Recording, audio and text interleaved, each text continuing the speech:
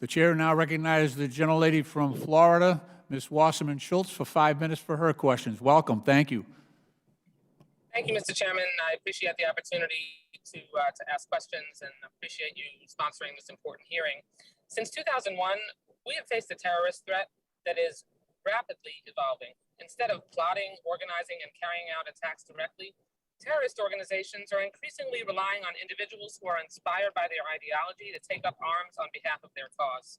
In September, FBI Director Chris Wray testified that these homegrown violent extremists, along with domestic violent extremists, are, quote, the most significant terrorism danger to our country. Sadly, the violence perpetrated by homegrown violent extremists has already had a devastating impact in the United States. For example, in December 2015, two individuals inspired by ISIS carried out a mass shooting in San Bernardino, California that killed 14 people and wounded 22 others.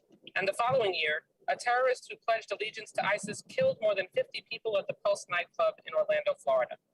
Mr. Landberg, do groups like ISIS and Al-Qaeda have a deliberate strategy to inspire political sympathizers to conduct attacks on their behalf? Thank you, Congresswoman. I think all terrorist groups over the last 20 years, and this is intensifying, have sought to use modern technology to inspire and radicalize. So absolutely, ISIS and Al-Qaeda attempt to do that in many parts of the world. That includes the United States. But I think where we've seen a lot of activity and a lot of movement by ISIS and Al-Qaeda affiliates to radicalize and take advantage of ungoverned spaces and local grievances has been in places like sub-Saharan Africa. Thank you. And why is terrorist plotting by homegrown violent extremists so challenging to disrupt?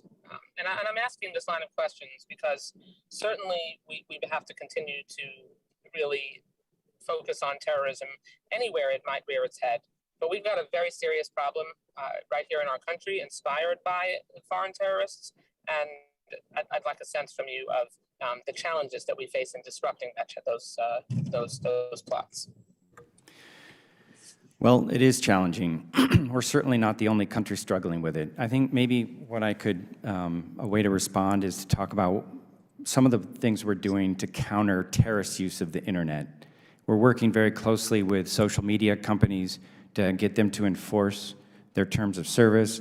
We're working internationally to build capabilities of many of our partners to be able to also counter terrorist messaging and use of the internet. We're working through the United Nations with different partners. So there's and we do our own counter messaging. So there is a number of lines of effort that we do to counter terrorist use of the internet to radicalize and inspire. But absolutely, it's a challenging problem.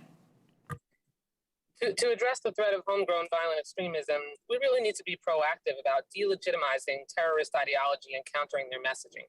Mr. Landberg, can you talk about the counter-messaging efforts being undertaken by the State Department, including the Global Engagement Center, and how that work is being coordinated with the Global Coalition to Defeat ISIS? Thank you. Yes, counter-messaging is a key part of what we do. The way the United States approaches it is really to counter negative messaging with positive messaging and to build long-term resistance to terrorism messaging instead of, for example, trying to control content.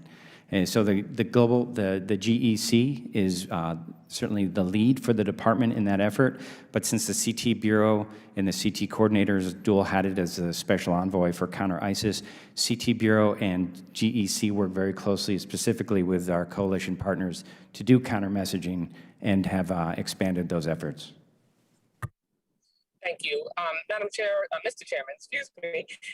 If we are to effectively counter the terrorist threats that exist today, we have to work fully with our international allies and partners to ensure foreign terrorist groups cannot spread their hateful messages and inspire others to commit violence, not just in foreign countries, but against the United States as well from within.